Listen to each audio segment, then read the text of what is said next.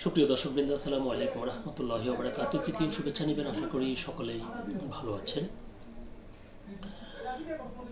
এনসিপির ব্যাপারে আরও একটি খবর প্রকাশিত হয়েছে, সেটি হচ্ছে যে আজকে তাসনিম জারা এবং তার স্বামী এনসিপি থেকে পদত্যাগের ঘোষণা দিয়েছেন এবং এনসিপি নেত্রী তাসনিম জারা স্বতন্ত্র প্রার্থী হওয়ার ঘোষণা দিয়েছেন।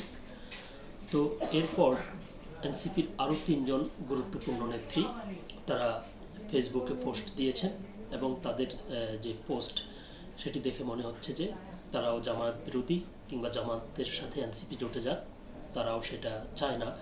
যদিও তারা পদত্যাগের ঘোষণা দেননি, কিন্তু তাদের যে পোস্ট এটি দেখলেই মনে হবে যে তারা জামায়াতের সাথে জোট বিরোধী।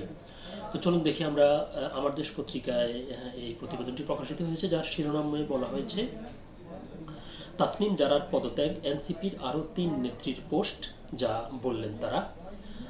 জাতীয় নাগরিক পার্টি এনসিপি থেকে পদত্যাগ করে আসন্ন জাতীয় সংসদ নির্বাচনে ঢাকা ৯ আসন থেকে স্বতন্ত্র প্রার্থী হিসেবে প্রতিদ্বন্দ্বিতা করার ঘোষণা দিয়েছেন ডাক্তার তাসনিম জারা। শনিবার ২৭ ডিসেম্বর নিজের ভেরিফাইড ফেসবুক অ্যাকাউন্টে এক বিবৃতির মাধ্যমে তিনি ঢাকা ৯ আসন থেকে স্বতন্ত্র প্রার্থী হিসেবে প্রতিদ্বন্দ্বিতার কথা জানান।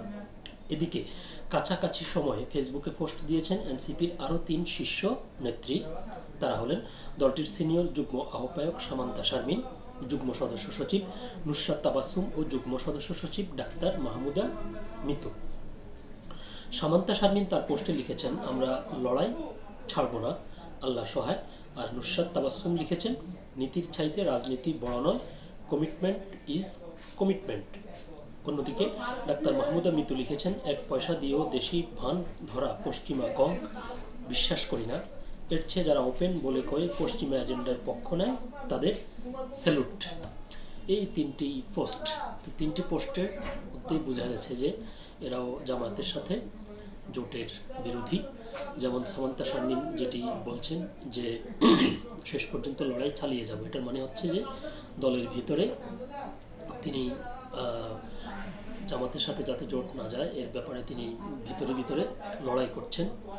দলীয় অন্য যে নেতাকর্মী রয়েছে হয়তো তাদের সাথে এটা নিয়ে বোঝাপড়া করছেন বা তাদেরকে জোটে না যাওয়ার ব্যাপারে যে তিনি ভিতরে লড়াই করছেন, এরকম একটি বিষয় বোঝা যাচ্ছে। আর বাকি যে দুজন তারাও দলের যে মূল ভিত্তি, এর আগের ভিডিওতে যেটি বলেছিলাম যে তাদের মূল যে ভিত্তি ওই ভিত্তির উপরে তারা জোর দিচ্ছে। তো দেখা যাক এরপর কি হয়। তো সকলে ভালো থাকবেন, সুস্থ থাকবেন, আল্লাহ হাফেজ।